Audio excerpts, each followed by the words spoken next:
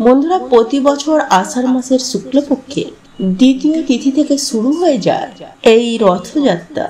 তাই বন্ধুরা, এই বছর অর্থাৎ 2025 সালে 26শে জুন দুপুর 1:25 দ্বিতীয়া তিথি শুরু হচ্ছে। আর এই দ্বিতীয়া তিথি থাকবে পরের দিন অর্থাৎ 27শে জুন শুক্রবার সকাল 11:19 পর্যন্ত। সেই কারণে উদয় তিথি অনুসারে 27 তারিখে বেরোবে জগন্নাথ বলরাম সুভদ্রার রথ। এই দিন প্রভু জগন্নাথ দেবের কৃপা প্রাপ্ত করার জন্য, বাড়িতে সুখ শান্তি সমৃদ্ধি বজায় রাখার জন্য আমাদের কিছু কাজ বন্ধুরা এই দিন ভুলেও করতে নেই। তাই বন্ধুরা, আজকে আমি আমার এই ভিডিওটির মাধ্যমে আপনাদেরকে জানিয়ে দেব যে এই পবিত্র রথযাত্রার দিন আপনারা কি কি করবেন না, কোন খাবার খাবেন না এবং কোন খাবারটি আপনারা অবশ্যই এই দিন গ্রহণ করবেন। তাই বন্ধুরা, অবশ্যই ভিডিওটি পুরো দেখবেন। চলুন এবার মূল আলোচনায় প্রবেশ করা যাক। তবে মূল আলোচনায় প্রবেশ করার আগে জয় প্রভু জগন্নাথ দেবের জয় লিখে কমেন্ট অবশ্যই করবেন। নাম্বার 1, বন্ধুরা, যদি নিজের সাজানো সংসারকে নিজের হাতে ধ্বংস করতে না চান, তাহলে পবিত্র রথযাত্রার দিন এই 8টি কাজ ভুলেও করবেন না। এর ফলে সংসারে ঘোর অমঙ্গল হবে, দুর্ভাগ্যের শিকার আপনি নিশ্চিত রূপে হবেন। তাই বন্ধুরা, আপনারা যদি আপনাদের স্বামী সন্তানের অমঙ্গল না চান, তাহলে শাস্ত্রের এই বিধিনিষেধ মেনে চলুন, নতুবা জীবনে ভয়ঙ্কর দুর্ভাগ্য নেমে আসবে। বন্ধুরা, আমরা আপনারা প্রত্যেকেই জানি যে এই পবিত্র রথযাত্রা হিন্দু ধর্মের একটি অন্যতম উৎসব। বিভিন্ন শাস্ত্রে এই দিনে মাহাত্ম্যের কথা বর্ণনা করা হয়েছে, যা আর 5টা দিনের মতো নয়। আর আপনি যদি এই পবিত্র রথযাত্রার দিন এই সব কাজগুলি থেকে নিজেদেরকে বিরত রাখেন, তাহলে আপনার জীবনে অখণ্ড সৌভাগ্য আসবে। বন্ধুরা, আপনারা যদি এই ভিডিওটি সম্পূর্ণ দেখেন, তাহলে আপনারা বুঝতে পারবেন যে আমাদের দুর্ভাগ্যের জন্য আমরা নিজেরাই কতটা দায়ী। কারণ এই পবিত্রতম দিনে এই সব কাজগুলি করা একেবারে অনুচিত। এতে প্রভু জগন্নাথ দেব রুষ্ট হবে এবং প্রভু শ্রী জগন্নাথ দেবের আশীর্বাদ ও কৃপা থেকে আপনি এবং আপনার পরিবার বঞ্চিত হবেন। সেই সঙ্গে আপনাদের জীবনে সুখ শান্তি নষ্ট হবে। তাই শাস্ত্রের বিধি বিধান অনুসারে নিজের সৌভাগ্যকে ফিরে পেতে অবশ্যই প্রত্যেককে এই নিয়মগুলি মেনে চলতে হবে। বন্ধুরা, আমি সবার প্রথমেই যে কাজটির কথা বলবো তা হলো, বন্ধুরা, এই পবিত্র রথযাত্রার দিন সকালে ঘুম থেকে উঠে কারোর মুখ দেখবেন না। সবার প্রথমেই সকালে ঘুম থেকে উঠে প্রভু জগন্নাথ দেব অথবা রাধা কৃষ্ণের দর্শন করুন। নাম্বার 2, রথযাত্রার দিন বাড়িতে কোনো রকমের জঙ্গল পরিষ্কার করবেন না বা গাছপালা জাতীয় কোনো কিছু একদমই কাটবেন না। নাম্বার 4, এই দিন কোনো রকমের জীব হত্যা বন্ধুরা ভুলেও কিন্তু করবেন না। কারণ প্রভু জগন্নাথ দেব হচ্ছেন জগতের নাথ। এই সৃষ্টির সকল জীব তারই সন্তান। তাই অযথা বন্ধুরা বিনা কারণে কিন্তু এই কার্যগুলি করবেন না। বন্ধুরা, এই পবিত্র রথযাত্রার দিন আপনারা কোনোভাবেই দেরি করে ঘুম থেকে উঠবেন না। কারণ এই দিনের মাহাত্ম্য বন্ধুরা আপনারা আগেই জেনেছেন বা এই দিনটি সম্পর্কে আপনি অবশ্যই অবগত আছেন। তাই বন্ধুরা, শাস্ত্র মতে বলা হচ্ছে যে এই মহাপূর্ণ পবিত্র দিনে কোনোভাবেই ঘুম থেকে দেরি করে উঠবেন না। তাই সকাল সকাল ঘুম থেকে উঠে পড়ুন, স্নান করে শুদ্ধ বস্ত্র পরিধান করে আপনি প্রভু জগন্নাথ দেবের যে কোনো মন্ত্র পাঠ করতে পারেন, সূর্যদেবের উদ্দেশ্যে প্রণাম জানাতে পারেন। এতে আপনার জীবনে সৌভাগ্য ফিরবে। যাই হোক বন্ধুরা, এরপর দ্বিতীয় যে কাজটির কথা বলবো তা হলো, পুজোর স্থানে কোনোভাবে চটি বা জুতো পরে ভুলেও যাবেন না। এতে আপনার জীবনে চরম ভয়ঙ্কর দারিদ্রতা নেমে আসবে, সেই সঙ্গে মহাপাপে ডুববেন। হ্যাঁ বন্ধুরা, একই সাথে আপনারা কোনোভাবে প্রভু শ্রী জগন্নাথ দেবের আশীর্বাদ ও কৃপা পাবেন না। এর ফলে প্রভু শ্রী জগন্নাথ দেব আপনার প্রতি রুষ্ট হবেন। তাই পুজোর স্থানে কোনোভাবে জুতো বা চটি পরে নিজের বিপদ নিজে ডেকে আনবেন না। বন্ধুরা, আপনিই পারেন আপনার সৌভাগ্যের চাবিকাঠি খুঁজে পেতে। যাই হোক, এইবার যে তৃতীয় কাজটির কথা বলবো তা হল পবিত্র রথযাত্রার দিন কোনোভাবে বাড়ির মধ্যে ঝগড়া, ঝামেলা, অশান্তি, কলহ, মারপিট এইসব কাজগুলি করবেন না।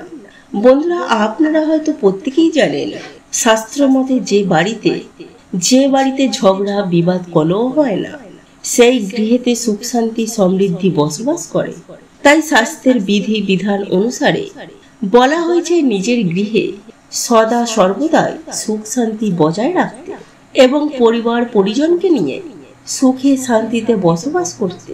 তাই বন্ধুরা, পবিত্র রথযাত্রার দিন ভুল করেও বাড়ির মধ্যে ঝগড়া, কলহ, অশান্তি একদম করবেন না। এর ফলে আপনাদের সংসারে মহা বিপদ নেমে আসবে। এরপর চতুর্থ যে কাজটির কথা বলবো তা হলো বন্ধুরা, এই পবিত্র রথযাত্রার দিন গুরুজনদেরকে কোনোভাবে অপমান করবেন না। এতে প্রভু শ্রী জগন্নাথ দেব রুষ্ট হবে। তাই বন্ধুরা, আপনারা এই দিনে কোনোভাবে কোনো পরিস্থিতিতে গুরুজনদের অপমান, কটু কথা বলবেন না। হ্যাঁ বন্ধুরা, তাদের মনে দুঃখ দেবেন না। এতে ভগবান আপনার প্রতি বেজায় রুষ্ট হবেন। ভগবানের কৃপা লাভ থেকে আপনি বঞ্চিত থাকবেন।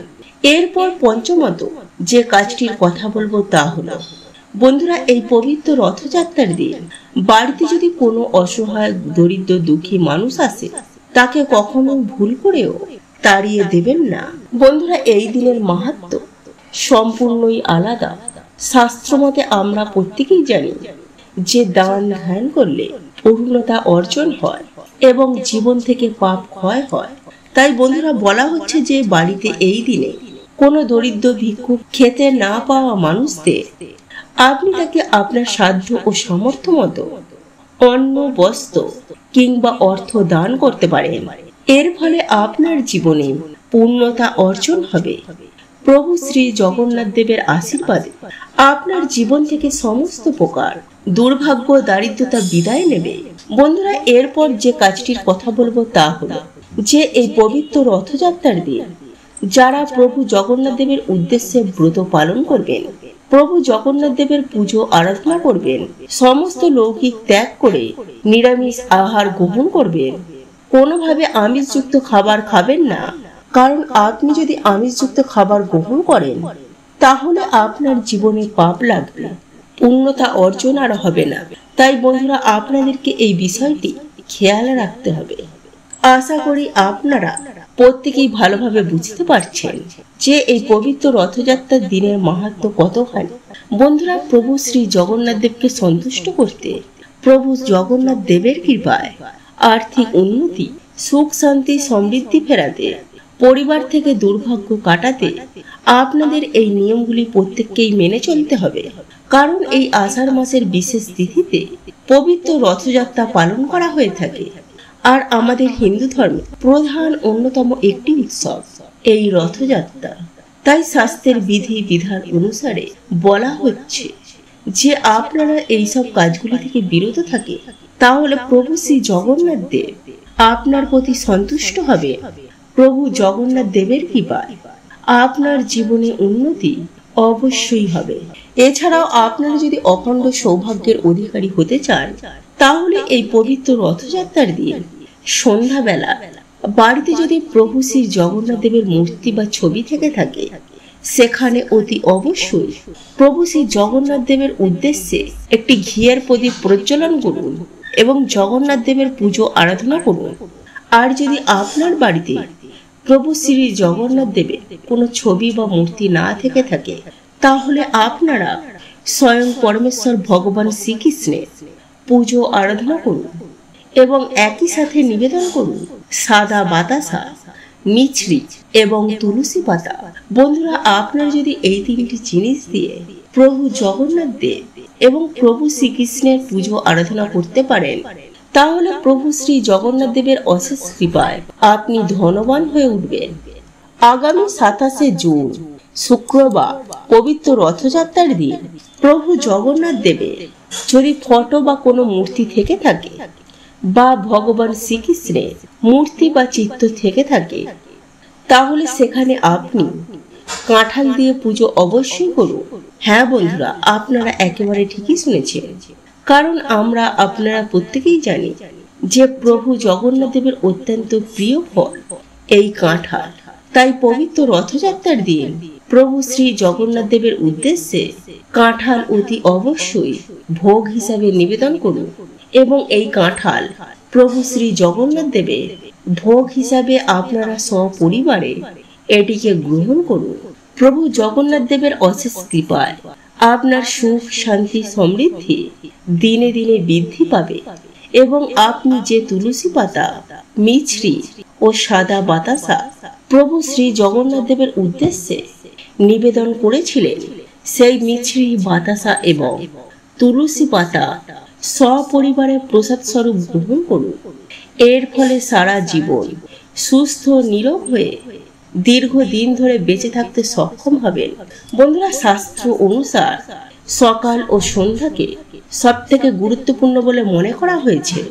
তাই এই দুই সময়ে আমাদের বাড়িতে পুজো অর্চনায় আমাদের বাড়িতে সৌভাগ্যের আগমন হয়। এতে দেবদেবীরা প্রসন্ন হন। তাই সকালে ঘুম থেকে উঠেই কিছু কার্যে আমাদের বাড়ি থেকে সকল প্রকার দুর্ভাগ্যের নাশ হয়ে যায়। বিষ্ণু পুরাণে ভগবান বিষ্ণু নিজে বলছেন, যে ব্যক্তি সকালে ঘুম থেকে উঠে এই কার্যগুলো করে সেই বাড়িতে স্বয়ং মা লক্ষ্মীর নিবাস হয়। যেমন যে বাড়ির মানুষেরা সকালে তাড়াতাড়ি ঘুম থেকে উঠে এবং সকালে স্নান করে নেয় এবং স্নান করে এসে ঠাকুর ঘরে একটি প্রদীপ ধরায়, ভগবানের সামনে ধূপ ধুনো ধরায়, ভগবানের মন্ত্র জপ করেন, তুলসী মঞ্চে জল অভিষেক করে, সেই বাড়িতে স্বয়ং লক্ষ্মীনারায়ণের বাস হয়। তাই বন্ধুরা, আপনারা এই দিন সকালে ঘুম থেকে উঠে একটি প্রদীপ জ্বালিয়ে হাতে একটি 1 টাকার কয়েন নিয়ে মা লক্ষ্মী কিংবা প্রভু শ্রী জগন্নাথ দেবের সামনে আপনারা এই মন্ত্রটি পাঠ করবেন। বিশেষ করে বাড়ির মা বোনেরা অবশ্যই করবেন। আর মন্ত্রটি হচ্ছে বন্ধুরা, ওং লক্ষ্মী মহালক্ষ্মী এইহি এইহি সর্ব সৌভাগ্য দেহি মে সহা। বন্ধুরা, এইভাবে আপনারা এই মন্ত্রটি পাঠ করে তারপর সেই টাকাটিকে আপনারা মা লক্ষ্মীর চরণে রেখে দেবেন। এছাড়াও বন্ধুরা, এই পবিত্রতম দিনে এই মন্ত্রটিও আপনারা জপ করে এই টাকাটিকে রাখতে পারেন। আর এই মন্ত্রটি হলো, নীলাচলে নিবাসন নিত্যায় পরমাত্মায় বলভদ্র সুভদ্রা শ্রী জগন্নাথ নমো নমঃ। বন্ধুরা, এই মন্ত্রটি যদি আপনারা 3 বার জপ করতে পারেন তাহলে দেখবেন কিছু দিনের মধ্যে আপনাদের বাড়িতে কেমন সুখ শান্তি সমৃদ্ধির আগমন ঘটেছে। আপনাদের বাড়ি থেকে সকল দুর্ভাগ্যের নাশ হয়ে যাবে।